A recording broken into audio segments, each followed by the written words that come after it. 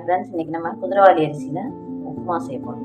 குதிரைவாலி அரிசி அதுக்கு நம்ம ஒரு 150 கிராம் எடுத்து வச்சுருக்கோம். அந்த உலக்கில் 3/4 உலக்கு எடுத்து வச்சுருக்கோம், 200 உலக்கு.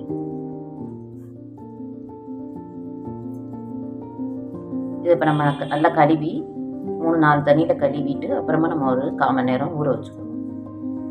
உப்புமாவுக்கு இப்போ நம்ம தாளிக்க வேண்டிய பொருட்கள்லாம் எடுத்து வச்சாச்சு. ஒரு பெரிய வெங்காயம், கொஞ்சம் பீன்ஸ், கேரட்டு, கருவேப்பிலை கொஞ்சம், ஒரு பச்சை மிளகா, கொஞ்சம் இஞ்சி, இதெல்லாம் இப்போ நம்ம தாளிச்சுக்கிறோம். குக்கரில், சின்ன குக்கரில் ஒரு 4 ஸ்பூன் ஆயில் விட்டு 1 ஸ்பூன் நெய் சூடாகவும் கொஞ்சம் கடுகு போட்டுக்கணும். அது வரைக்கவும் கொஞ்சம் கடலைப்பருப்பு போட்டுக்கணும்.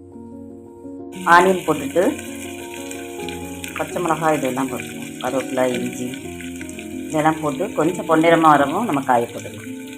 நல்லா வெங்காயம் வதங்கிடுச்சு. இப்போ நம்ம கட் பண்ணி வச்சுருக்க ஒரு தக்காளி, கேரட் செஞ்சு அதில் ஜாயின் பண்ணிக்கலாம்.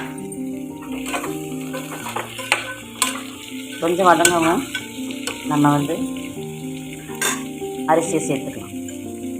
தேவையான அளவு உப்பு சேர்த்துக்கணும். குதிரைவாலி அரிசி இப்போ ரொம்ப நல்லா ஊறிடுச்சு.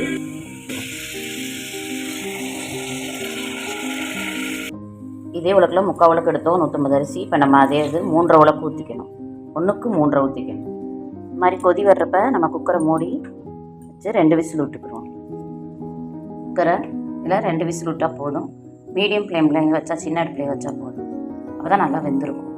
குக்கர் இப்போ விசில் அடங்கிருச்சு. இப்போ நம்ம அரிசி ரொம்ப நல்லா வெந்திருக்குது, குதிரைவாலி அரிசி.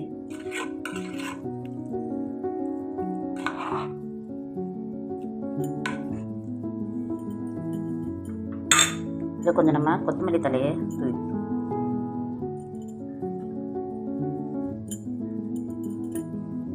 இப்போ நம்ம குதிரைவாலியில் செஞ்ச உப்புமா ரெடி ஆயிடுச்சு. வெஜிடபிளோடு சேர்த்து செய்கிறதுனால அது ரொம்ப டேஸ்ட்டாக இருக்கும்.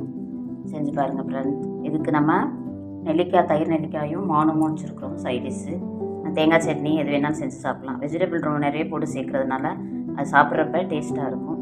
சிறுதானியம் எப்போ நம்ம உடம்புக்கு சேர்த்துக்கிட்டாலும் ரொம்ப நல்லது. வாரத்தில் ஒரு 2-3 நாளாவது சிறுதானியம் சேர்த்துக்கிறணும். இந்த மாதிரி வெஜிடபிளோடு சாப்பிட்றப்ப ரொம்ப டேஸ்ட்டாக இருக்கும். செஞ்சு பாருங்கள் ஃப்ரெண்ட்ஸ். ஓகே, பாய்.